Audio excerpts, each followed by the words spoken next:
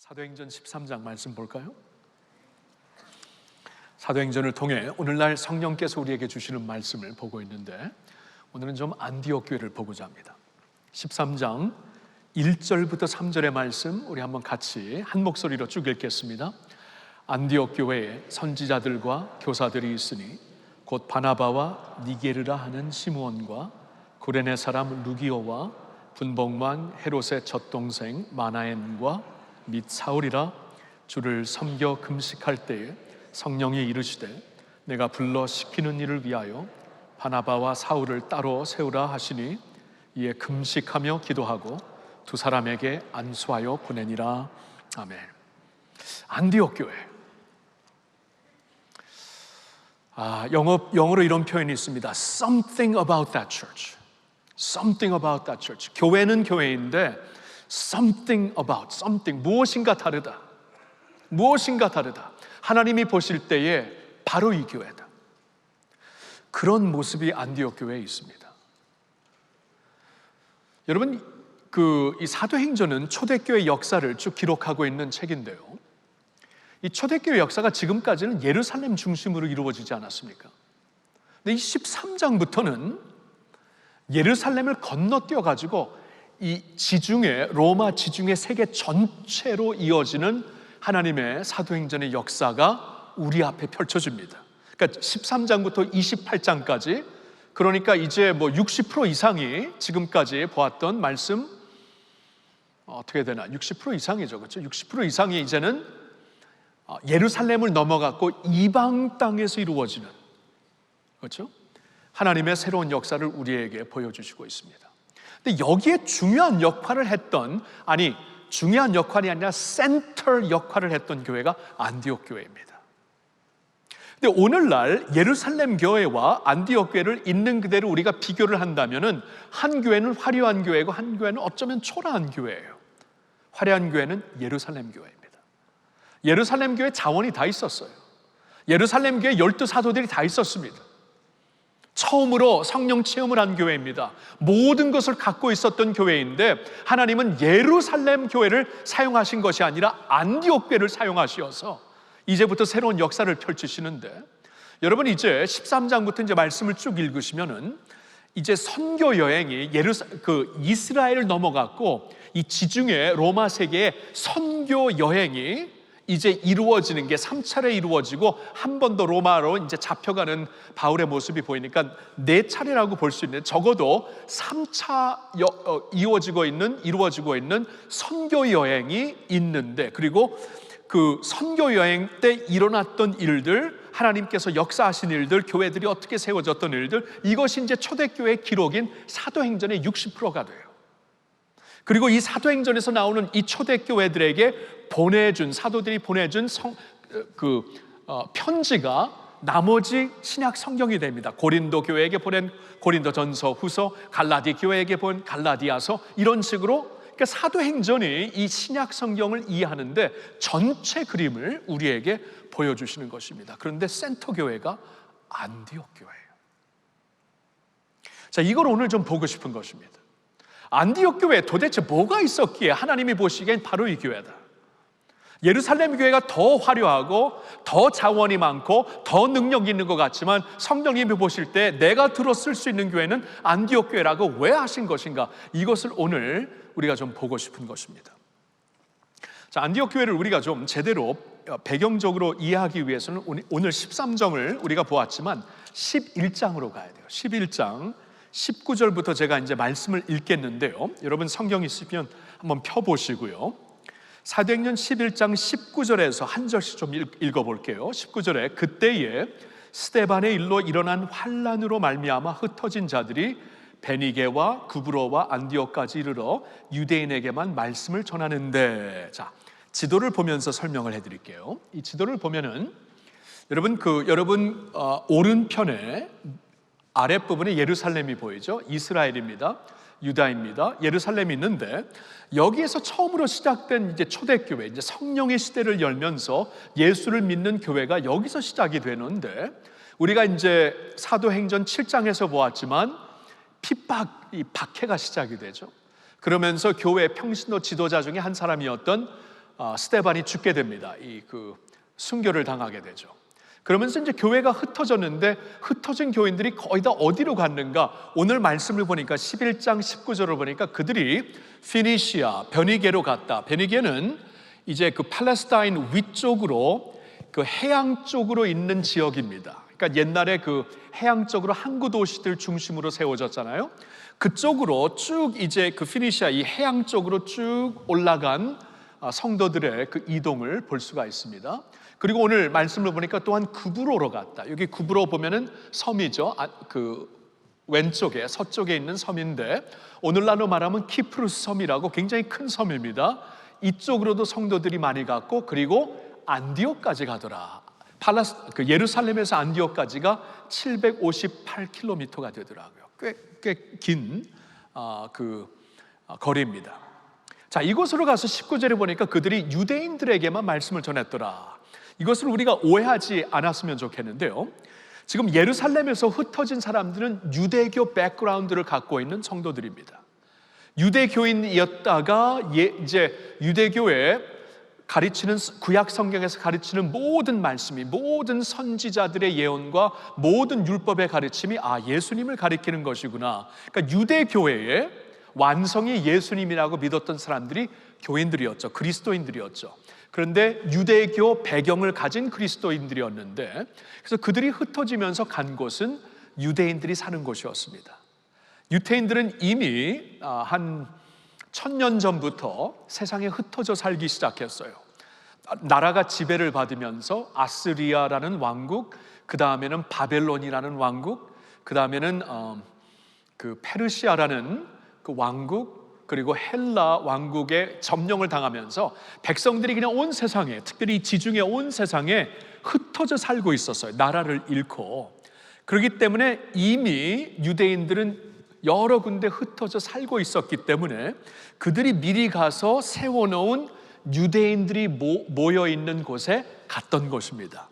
예를 들어 제가 이제 뉴욕에서 자랐는데요. 뉴욕에는 다민족 도시이지만 차이나타운이 있고 코리아타운이 있고 이탈리안 타운이 있고 주위시 타운이 있고 이렇게 그 역사적으로 그 민족들이 모여 사는 곳이 있습니다. 그러니까 옛날에는 더욱 그랬다는 것이죠. 그래서 유대인들이 아무리 디아스포라로 흩어져 있지만 흩어진 곳에서 유대인들의 어떠한 마을을 세워서 살고 있었는데 예루살렘에서 흩어진 성도들이 본인들도 유대 백그라운드가 있기 때문에 같은 언어, 같은 문화를 찾아 그들의 동네로 갔다는 것입니다. 그래서 유대인들에게 말씀을 전했다는 것이죠.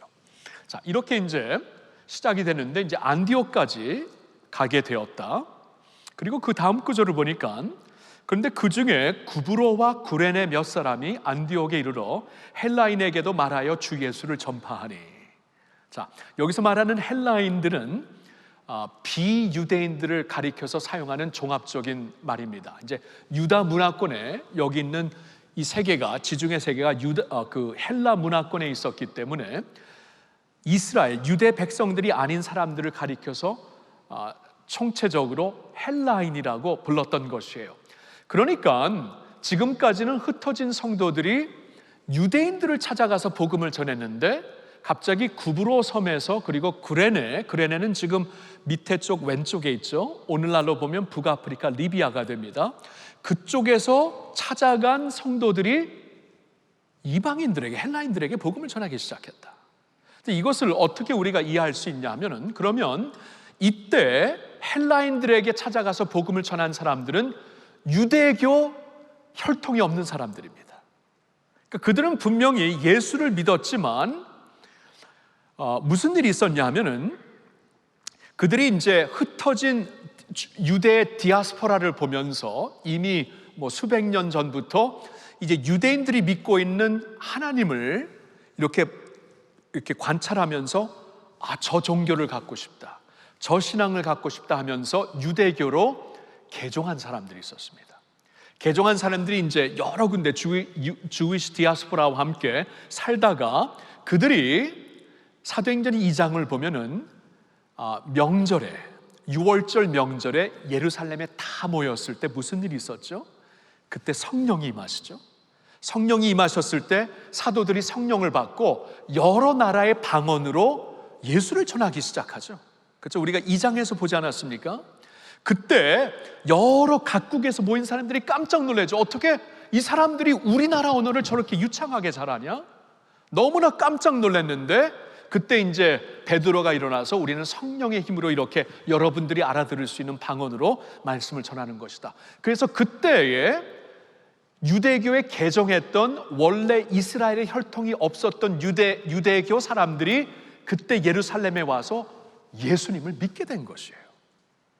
예수님을 믿고 이제 구브로로 그레네로 돌아갔다가 이제 성령의 인도하심을 따라 안디옥에 모여서 그들은 naturally, 자연적으로 본인들이 유대교 백그라운드가 없기 때문에 자신들의 백그라운드, 그레네 사람들이 모여 살고 기브루 사람들이 모여 사는 데로 가서 이방인들에게, 비이스라엘 사람들에게 복음을 전하기 시작했다는 거예요. 이게 완전히 새로운 일이었습니다.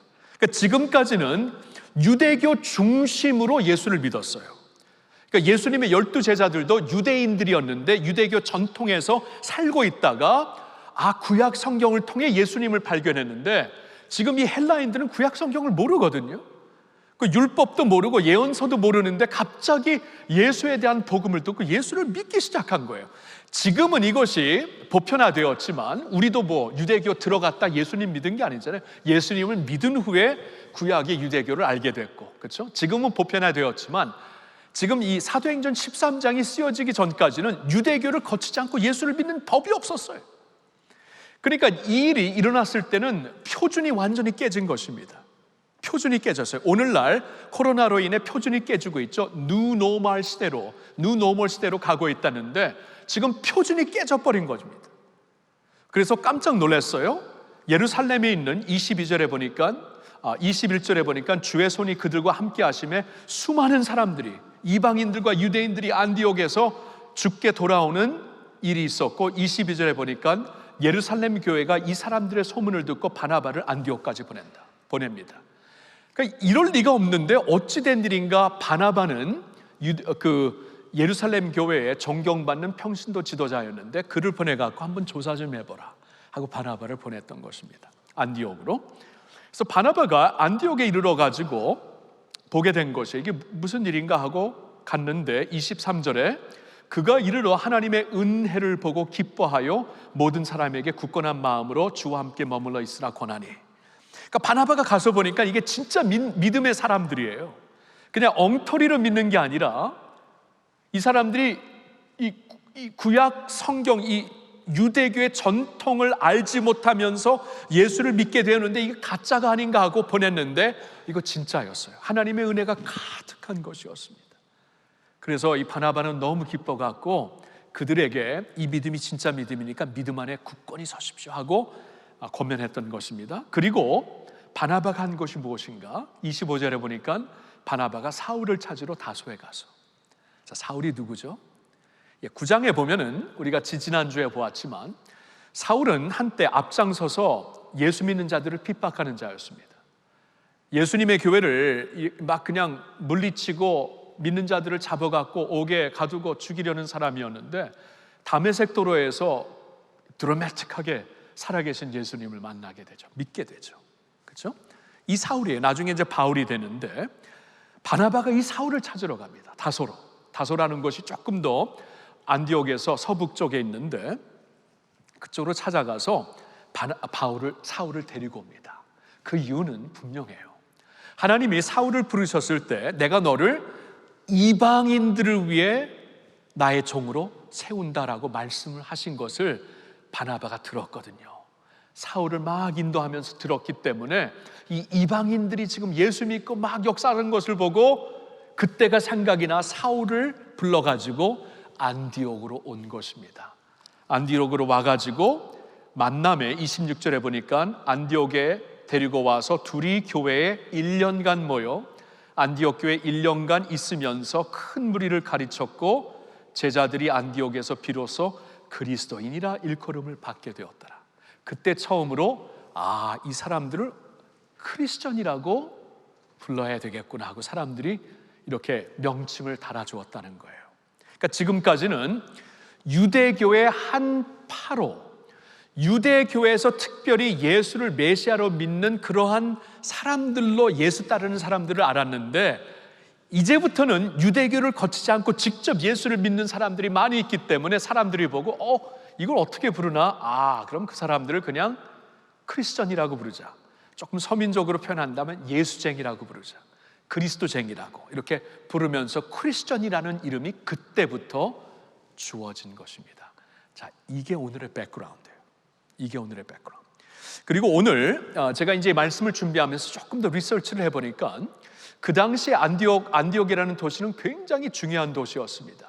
이미 BC 300년 전부터 그 알렉산더 황제가 이 헬라 그 왕국을 이루었을 때 중요한 도시로 안디옥을 세웠고, 그 다음에 헬라 가지고 로마가 지배했을 때에도 그 로마에서도 이 소아시아, 오늘의 터키 지역의 수도로 안디옥을 삼을 만큼 중요한 도시였습니다. 이 사도행전 13장이 쓰여졌을 때 안디옥에는 약 50여만 명의 인구가 살고 있었다고 합니다. 그러면은 로마 제국 전체에서 세 번째 가는 도시였어요. 로마, 알렉산드리아, 그 다음에 안디옥. 굉장히 중요한 도시입니다. 그리고 그 당시에 이미 다민족이 모여서 살았던 도시이고, 적어도 18민족이 모여서 안디옥의 시민을 이루었다라는 기록이 있습니다. 대단한 도시죠. 이 도시에 세워진 교회입니다. 여러분, 이 배경을 이해하고 오늘 13장을 다시 보면은 좀 새롭게 여러분들에게 주어지는 인사이트가 있을 것입니다. 자, 그럼 안디옥 교회와 오늘날 비교해서 그때에 하나님께서 허락하시는 뉴노멀의 바로 이 교회다, Something about that church하고 성령님께서 들어쓰신 그 교회와 오늘날 코로나 시대를 지나면서 뉴노멀이, 새로운 표준이 세상에 생겨가고 교회도 새로운 표준을 이제 만들고 이제 앞으로 나가야 되는 이러한 시점에서 안디옥 교회를 통해 우리가 배울 수 있는 게 무엇일까? 앞서가시면서 뉴노멀을 그때 이루셨을 때 성령님은 왜 안디옥 교회가 바로 이 교회라고 하신 것이고, 그러면 오늘날 오늘의 뉴노멀을 지금 열어가고 있는 이 시대에 우리가 성령께서 붙잡아 들어주시는 교회가 되려면, 여러분, 교회가 간판만 붙이고 있다고 교회가 아니죠. 이름만 교회라고 교회가 아니지 않습니까? 교회는 성령님께서 붙잡은 교회가 되어야 돼요. 성령께서 사용하시는 교회가 되어야 됩니다. 그렇죠? 그게 교회이죠. 그러면 성령께서 오늘날 이 시대에 모든 것을 새롭게 하고 있는 이때에 그런 우리에게 안디옥 교회를 통해 주시는 메시지가 무엇인가? 이것을 제가 오늘 묵상하면서 여러분들에게 도전하고 싶은 것입니다. 세 가지를 좀 나누고 싶어요. 첫째는 이겁니다. 안디옥 교회는 위기 가운데 세워진 교회였습니다. 근데 이게 너무나 당연한데 배경에서 이것을 오늘 좀 우리가 깊이 묵상하고 좀 먼저 지나갔으면 좋겠어요. 위기 가운데 세워졌습니다. 안디옥 교회는 예루살렘 교회는 성령이 임하셔서 빵 하고 터졌지만, 이적과 기사로 터졌지만, 안디옥 교회는 시작부터가 아주 독특합니다.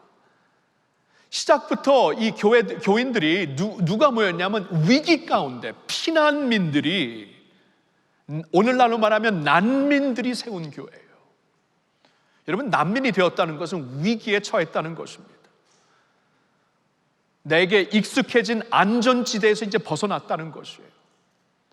더 이상 나를 잡아줄 수 있는 어떠한 사회적인 구조가 없고, 문화와 전통이 다르고 언어가 다르고, 이제 거기 가서 무슨 일을 하며 어떻게 살지 모르는 그러한 곳에서 세워진 교회라는 것이에요. 위기 가운데 교회가 세워졌습니다. 근데 이게 굉장히 중요한 말씀이 됩니다.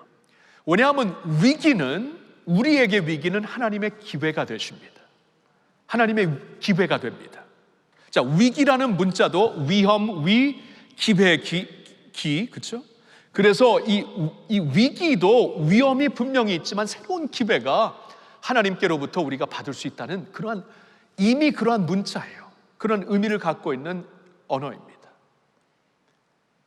우리에게는 위기인데 하나님에게는 기회예요. 여러분, 야곱이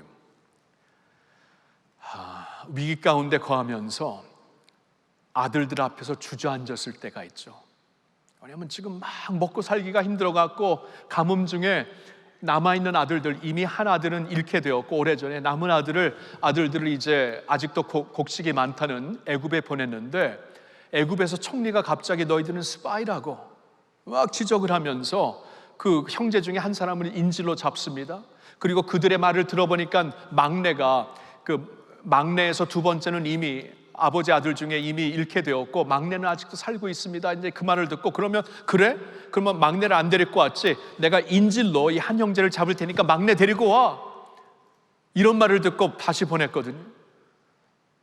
그러니까 그 소식을 듣고 그 야곱이 가슴을 치면서 주저앉습니다. 성경을 보면 가슴을 치면서 완전히 주저앉고, 모든 것이 이제는 끝났다, 모든 것이 나를 공격하고 있다. 위기 가운데 그는 한숨을 짓고 다 끝났다고 통곡을 합니다. 자, 근데 이게 우리에겐 분명히 위기인데, 하나들은 이미 잃었고 하나들은 인질로 잡혔고 하나들마저 이제 더 잃게 된 그러한 상황에서 우리 가문은 끝났구나 하고 위기인데, 사실 창세기를 쭉 보면 그때가 기회이죠. 애굽에서 불러주고 있는 총리는 오래전에 잃어버린 줄 알았던 요셉이었고, 요셉이 아버지와 그 형제들을 부르는 것은 이제 이 고센 땅에서, 기름진 애굽의 고센 땅에서, 그 강물이 나일강이 흐르는 고센 땅에서 살게 하려고 하나님께서 지금 이제야 비로소 야곱을 한 가문, 민족으로 세우시기 위해 하나님의 기회가 열리는데, 우리에게는 그것이 위기로 나타나는 것이에요. 그래서 이걸 우리가 분명히 봐야 되는데, 우리나라 역사를 보아도요, 우리가 이제 6.25 70주년을 지난주에 지나갔는데, 이 지금 남한 땅에 교회들이 북녘 땅에서 내려온 그 크리스천들로 말미암아 세워진 교회들이 많잖아요. 역사가 굉장히 많잖아요. 그렇죠? 분명히 전쟁이 터지면서 이주민들이 생기고 난민들이 생기고 이제는 앞날이 캄캄했는데, 그들을 통해서 도리어 남한 땅이 부흥하고 새로운 주님의 역사를 보게 되지 않았습니까? 위기인데 기회입니다. 오늘날의 코로나 사태도 분명히 위기인 것은 맞지만, 지난주에 또 설교할 때는 이 북한이 도발로 말미암아 지금 남북 관계가 위기인 건 맞지만, 우리에게 위기가 그냥 위기로 끝나는 것이 아니라 하나님의 기회가 될 수 있다. 이것은 믿음으로만 볼 수 있는 것이에요. 믿음으로만. 하나님을 사랑하는 자, 곧 그 뜻대로 부르심을 입은 자들에게는 모든 것이 합력하여 무엇을 이룬다고요?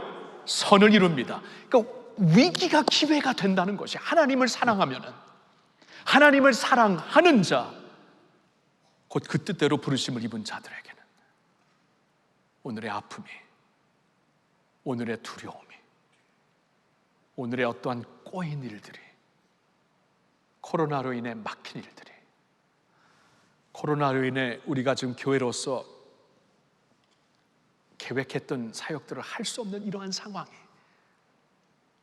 어쩌면 하나님의 새로운 기회로 펼쳐질 수 있다는 것입니다. 그렇죠? 사랑하는 성도 여러분, 믿음의 눈으로 오늘도 봐야 됩니다. 안디옥 교회는 가장 먼저 위기 가운데 세워진 교회예요. 위기 가운데 하나님께서 들어서실 수 있는 something special 한 교회, something about the church, about that church, 그런 교회로 하나님이 만드신 거예요. 위기 가운데. 그러면 오늘날 이 위기 가운데에 우리가 성령님의 음성을 듣고 따를 수만 있다면, 오늘 하나님이 앞서서 행하시는 일을 우리가 믿음으로 의식하며 따를 수 있다면, 도리어 주님이 더 확실하게 시대적으로 사용할 수 있는 교회가 될 수 있고, 성도들이 될 수 있고, 가정이 될 수 있는 줄로 믿습니다. 아멘. 네. 두 번째로, 안디옥 교회를 보면서 좀 오늘날 우리에게 주시는 좀 도전을 받고 싶은데요, 안디옥 교회는 의도적으로 리더십의 다양성을 추구한 교회였다.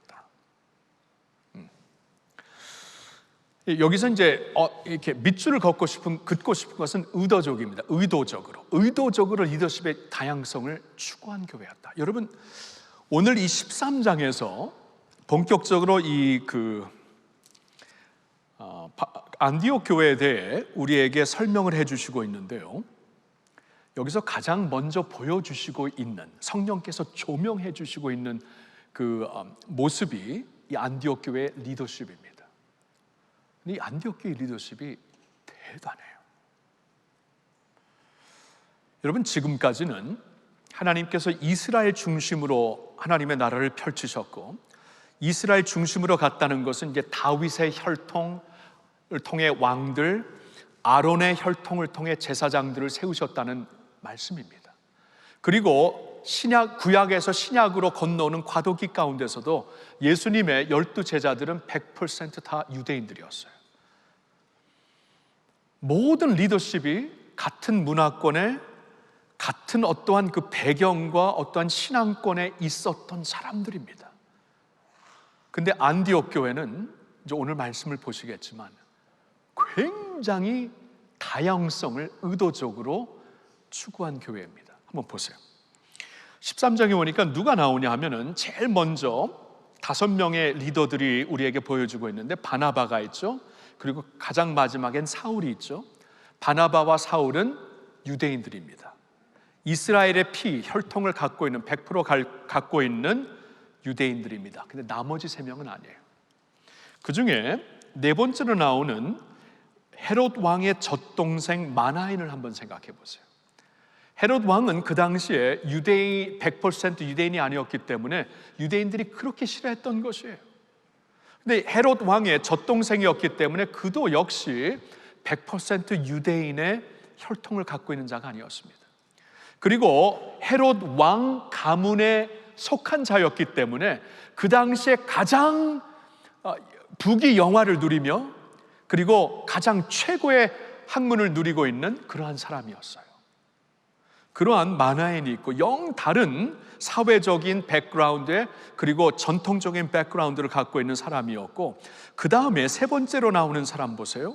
여기 보면 구레네 사람 루기오가 나오죠. 아까도 보았지만 구레네는 북아프리카, 오늘날 리비아입니다. 완전히 리비아, 떨어진 리비아에서 이름을 보니까 루기오, 이건 유대 이름이 아닙니다. 그러니까 아마 여기 나오는 이 루기오는 100% 이방인이었을 거예요. 이 사람이 이제 안디옥에 가서 이방인들에게 복음을 전했던 것이고, 그렇죠?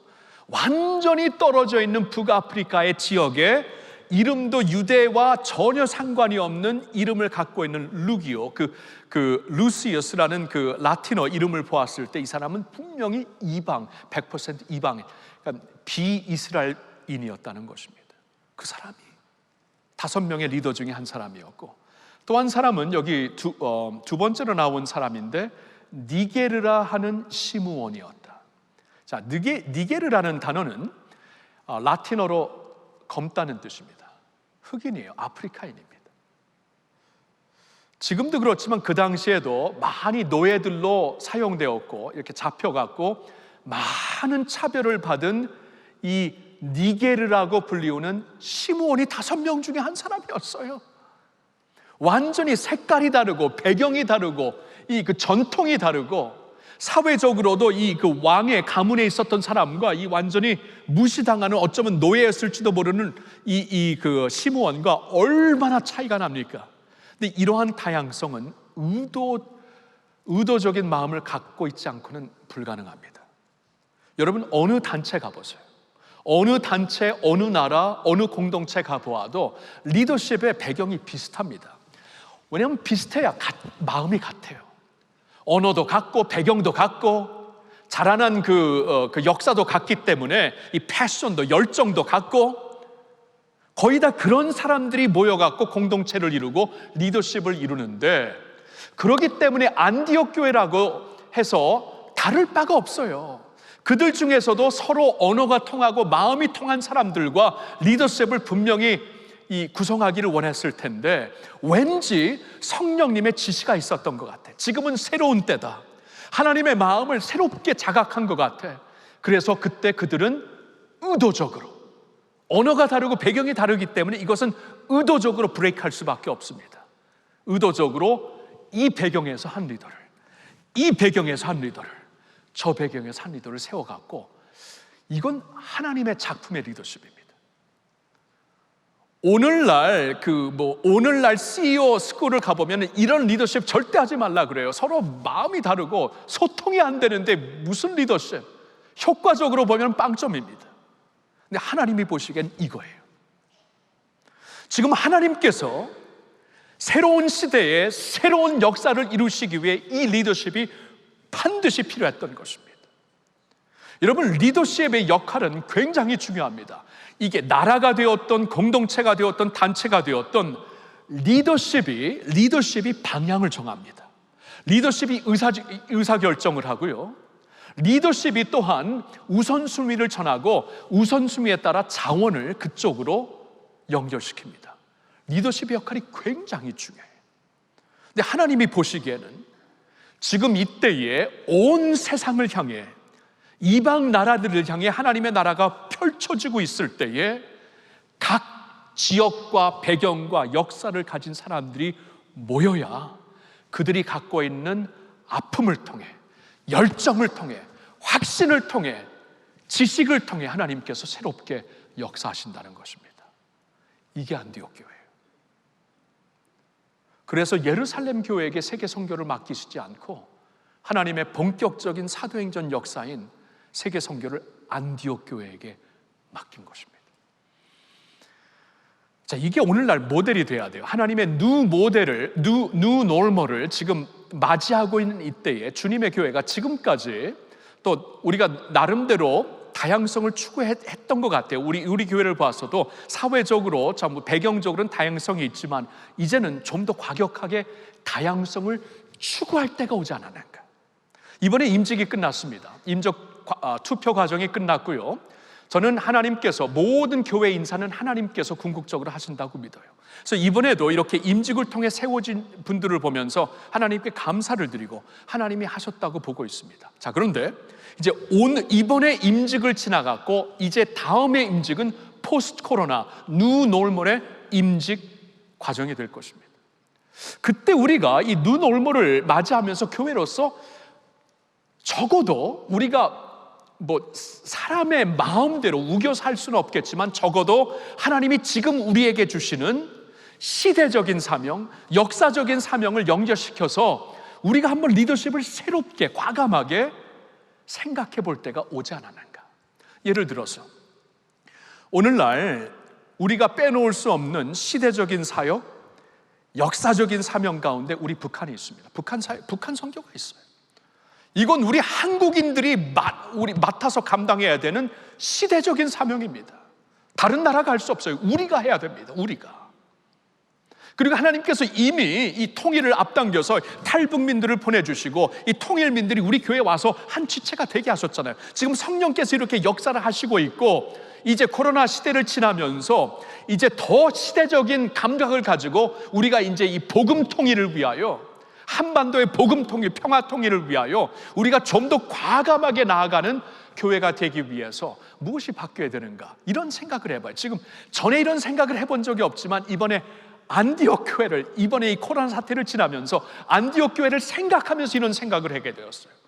절대로 전에 생각하지 못했던 것이, 이제는 의도적으로 한번 리더십의 다양성을 추구해야 되지 않는가. 그 중에 통일민을 우리가 준비시켜 포함하여. 왜냐하면 우리가 아무리 북한 사역을 외쳐도 탈북한 통일민들이 갖고 있는 그 가슴은 우리가 알 수 없습니다. 그들의 아픔을 우리가 어떻게 알아요? 지금 가족이 그쪽에 다 남아있는데 그들의 안타까움을 우리가 어떻게 알아요? 안타깝게 기도를 하지만 그들처럼 기도를 할까요? 예수님이 제발 신방하셔서 우리 부모님 만나주시고 형제 만나주시고 그렇게 지금 기도하고 있잖아요. 탈북민들이 예수님이 신방해 주세요. 우리가 못합니다. 여러분, 이것은 탈북민들만 갖고 있는 가슴입니다. 그러면 이 가슴을 가지고 이것이 성령의 가슴이 되어서 교회가 움직이려면 이제 통일민이 리더십에 있지 아니하면 그 자리까지 가지 못한다는 거예요. 다시 말씀드리면 저 이렇게 생각해 본 적 한 번도 없습니다. 이번에 처음으로 생각해 봤어요. 디아스포라를 생각해 봅니다. 디아스포라, 지금 750만 명의 한민족 디아스포라, 전 세계에 흩어져 살고 있는 사람들을 보았을 때, 여러분, 이 디아스포라라는 것은요, 우리가 처음에는 굉장히 생소한 단어였지만 우리 교회에서도 이제는 우리가 이제 가슴으로 받아들이는 단어가 아닙니까? 디아스포라는 우리 교회에게 맡겨주신 사역이구나. 왜냐하면 제가 디아스포라거든요. 제가 초등학교 4학년 때 이민을 간 디아스포라 세대입니다. 그래서 제가 우리 교회 오면서 제가 자연스럽게 갖고 온 열정은 디아스포라에 대한 열정이에요. 이것은 만들어낸다고 할 수 있는 게 아닙니다. 원로 목사님을 통해서는 북한과 이미 디아스포라를 준비시켜 주시고, 저의 경우에는 제가 11살에 이민 갔기 때문에 저는 진짜 디아스포라입니다. 이 마음을 갖고 왔기 때문에 교회가 움직이는 거예요. 그렇다면은 앞으로도 이 디아스포라 선교를 통해서 하나님께서 지금 이 뉴 노멀로 지금 이 선교가 지금 전에 생각했던 선교 파송하고 보내고 이게 점점 막히는 코로나 세대가 되지 않았습니까? 그러면 이제는 디아스포라를 우리가 작동시켜야 돼요. 영적으로 거룩한 작동을 시켜가지고 그들과 함께 이 세계 선교를 이룰 때가 반드시 왔어요. 그러면 이것을 하나님의 가슴으로 알고 우리 교회가 한층 더 나아가기 위해서는 의도적으로 디아스포라 리더십을 세울 수 있어야죠. 그렇죠? 그리고 청년 세대를 한번 생각해 봅니다. 우리 교회가 이제 한국 교회의 숙제이기도 하지만 우리 교회가 이제 청년 세대를 반드시 세워야 된다 하는데, 여러분, 청년 세대를 진짜 이게 품고 가는 교회가 되려면 그들의 아픔을 피부로 느껴야 돼요. 리더십이. 그리고 그들이 지금 이 고민하고 있는 영적인 고민을 직접 알아야 되는데 우리 기성세대 모릅니다. 청년 세대가 리더십이 되어서 그 열정을 갖고 움직이지 아니하면 그냥 우리는 한 다리 건너편? 그런 말이 있나? 그런 말이 있죠. 한 다리 건너서 청년 사역에 우리가 이바지할 줄 모르지만 직접은 못하며, 직접 하려면은 그들의 인풋이 있어야 돼요. 아니, 리더십 자리에서 인풋을 해줘야 돼요. 이것도 과감하죠. 이렇게 생각해 본 적이 없어요. 지금 당회원들하고 지금 제가 미리 이거 상의하고 설교하는 것도 아니고요. 제가 이번에 이 안디옥 교회를 묵상하면서 왜 하필이면 하나님이 안디옥 교회를 보여주셨을 때 가장 먼저 하이라이트 하시는 것이 리더십의 다양성인가, 계속 이 하나님의 뉴 노멀을 그 당시에 어떻게 해서 새롭게 새 시대를 열어가셨는가, 왜 예루살렘 교회가 아니고 안디옥 교회였는가 계속 묵상하면서 우리와 함께 연결시켜 보니까 우리 앞에 지금 우리가 직면하고 있는 역사적인, 국가적인, 시대적인 사명, 이 북한과 통일이죠. 통일 사역과 디아스포라 사역과 청년 사역을 진짜 마음에 품고 가려면은 이러한 다양성의 리더십이 이루어지지 아니하면 완전히 갈 수 없겠다라는 그런 마음을 가져요. 저는 솔직히 이번에 이런 마음을 주셔갖고 이게 내 마음인가, 성령께서 주시는 마음인가 굉장히 고민을 했어요. 어제 밤까지 고민했습니다. 어제 밤에 잠을 잘 못 이루겠더라고요. 이게 과연 내가 지금 원하는 말인가, 아니면 앞서 행하시는 성령님이 주시는, 이때 주시는 메시지인가, 이게 좀 확인하고 싶었어요. 또 기도하고 또 기도하고 아내하고도 같이 나누고 기도하면서 얻어진 확신이, 이건 하나님께서 지금 이때에만 주실 수 있는 말씀입니다. 이때 안디옥 교회, 지금 우리가 앞서 행하시는 성령님의 역사를 보면서 안디옥 교회의 이 모습을 우리가 보면서 오늘 자극을 받지 아니하면 우리 의도적으로 못합니다. 의도적으로 안 하면 그냥 기성세대 리더십으로 지금처럼 갈 거예요. 지금도 fine, 이게 잘못된 건 아닌데 이 뉴 노멀로 우리가 들어가기 위해, 과감하게 들어가기 위해 의도적으로 리더십을 바꾸지 않으면 안 될 것 같아요. 적어도 지금은 이것을 생각하고 기도할 때가 온 것입니다. 홀로 아멘입니까? 저한테는 충격이었어요. 이 메시지를 오늘 전하게 된다는 건 충격이에요. 여러분들에게 충격일 수도 있는데 적어도 기도는 해봐야 돼요. 적어도. 그렇죠? 그리고 한 가지 더 좀 도전을 하고 싶은데요. 안디옥 교회는 자신을 위해 존재하는 교회가 아니었습니다. 자신을 위해 존재하는 교회가 아니었어요. 여러분 이런 교회 봤습니까? 5명의 리더십이 2절에 보니까 열심히 기도하고 금식하는 가운데 어느 날 성령께서 바나바와 사울을 따로 세워갖고 선교사로 보내라. 5명 중에 2명을 보내라는 것은 40%를 내보내라는 것이에요. 인적 자원의 40%를 내보내라. 이거 인간적으로 보면 정신 나갔죠.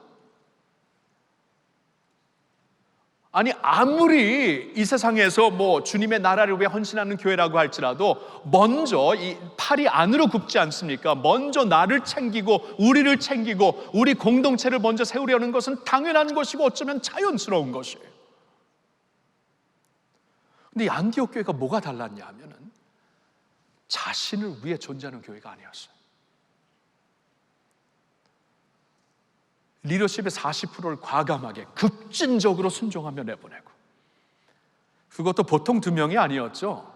바나바와 사울은 5명 중에서도 키 리더였습니다. 과감하게 내보내. 그런 교회를 보면서 하나님이 사도행전의 주 역할을 맡기십니다.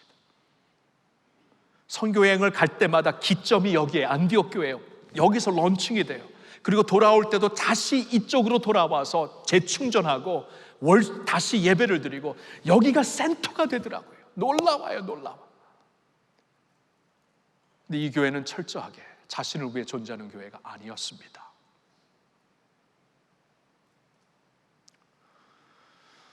오늘날까지 우리가 성도들이, 교인들이 쉽게 사용하는 부흥의 단어, 목회 성공의 단어, 교회 성장의 단어 하나같이 다 생각해 보면 내 교회, 개교회를 가리켜서 사용하는 단어였어요. 부흥하냐? 우리 교회, 내 교회가 부흥하면 부흥하는 것이고 아니면 아니에요. 근데 어쩌면은 하나님께서 진짜 부흥을 이루시기 위해 한 교회를 도리어 이렇게 완전히 바닥까지 쓰실 수가 있고 그 교회를 어떻게 보면 희생시킬 수 있습니다. 안디옥 교회를 그렇게 희생하셨잖아요. 그러니까 하나님께서 하나님의 표준에서 부흥은 다르더라고요. 하나님의 표준에서 목회 성장은 다르더라고요. 달라요. 내 교회가 아니고 하나님 나라입니다. 하나님의 나라.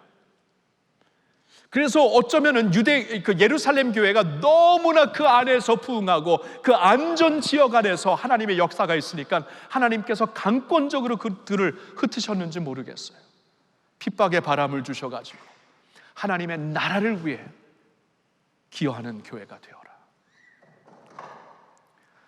여러분, 저는 이러한 안디옥 교회를 보면서 우리가 그냥 지나치지 말고 지금까지는 머리로 알고 깨닫고 어쩌면 머리로 설교하고 이런 머리를 들었는지 모르지만 지금은 뉴노멀의 시대입니다. 전의 표준이 더 이상 표준이 아니에요. 성령께서 하시는 새로운 표준이 있습니다. 근데 그 표준을 우리가 달성하려면 반드시 오늘 그때 사용받은 안디옥 교회를 주목할 수 있어야 돼요. 위기 가운데 주눅되지 말고 하나님의 새로운 기회를 소망으로 붙잡을 수 있어야 돼요. 가만히 있으면은 우리 편한 대로 구조가 이루어지고 리더십이 이루어지는데 의도적으로 바꿔서 브레이크 되지 않으면 브레이크, 이런 말이 있었죠. 옛날에 if it ain't broke, don't break it. 망가지지 않았으면 망가뜨리지 말아라, 부수지 말아라, 그런 말이 있는데 요사이 CEO들이 이런 말을 합니다. If it ain't broke, break it. 부서지지 않았으면 의도적으로 한번 부숴봐라. 그래야 다음 단계로 간다. 부서지지 않고 잘 나가는 한국교회 맞아요. 참 자랑스러운 면도 많고 우리 교회도 많았습니다. 근데 하나님께서 다음 단계로 인도하시는 것이라면, 뉴노멀로 우리를 준비시켜 가게 하시는 것이라면 과감하게 우리의 구조를 좀 한번 브레이크하고 적어도 생각하면서 그쪽으로 가야 되겠다, 한번 마음속에 깊이 새겨야 될 것이고요. 그리고 궁극적으로 자신을 위한 교회가 아니라 나보다 더 큰 하나님의 교회, 하나님의 나라, 한 교회보다 더 큰, 한 교단보다 더 크고 한 나라보다 더 큰 하나님의 나라를 깊이 묵상하면서 그 나라가 잘 되고 부흥되기를 우리 함께 소망할 수 있기를 예수님의 이름으로 축원합니다. 기도합시다. 하나님 아버지, 6개월 전만 해도 도저히 생각해 할 수 없었던 설교를 오늘 전했습니다. 사도행전을 그렇게 많이 읽었지만 한 번도 이렇게 생각하면서 적용해 본 적이 없었던 메시지를 오늘 전했습니다. 새 시대를 열며 모든 것을 바꿔 가시고 있는 성령님, 교회도 이제 뉴 노멀의 시대를 맞이하라고 우리를 인도하시고 계신데, 하나님, 우리가 어느 정도 체인지 되기를 원하는 것일까요? 표면적으로 바뀌어지고 더 이상은 아닌 것이 아닐까요? 여전히 안전지역을 주장하면서 남아있기를 원하는 우리가 아닐까요? 예루살렘의 안전지역에서부터 안디옥이라는 위기지역으로 인도하시어서 거기서 주님의 지상명령을 이루신 하나님, 교회가 왜 존재합니까? 하나님의 영광을 위해 존재하고 예수 그리스도의 지상명령을 이루기 위해 존재하는 것을 믿습니다. 주님, 이때 우리가 좀 과감해지게 하옵시고 성령님의 음성에 예민하여 급진적으로 순종할 수 있는 교회가 되게 하여 주시옵소서. 하나님, 앞으로 우리를 어떻게 이끌 것인가 아직도 우리는 잘 모르지만 한 스텝 한 스텝 성령님이 주시는 말씀에 우리가 예민하게 반응하며 순종하며 따를 수 있기를 원합니다. 오늘 주신 말씀도 가슴에 깊이 새기면서 왜 안디옥 교회였는가 머리로만 알지 말고 우리의 삶에서, 우리의 사역에서, 우리 교회 구조에서 과감하게 실행할 수 있는 그러한 주님의 교회 되게 하여 주시옵소서. 감사를 드리오며 우리 주 예수님의 이름으로 기도하옵나이다. 아멘.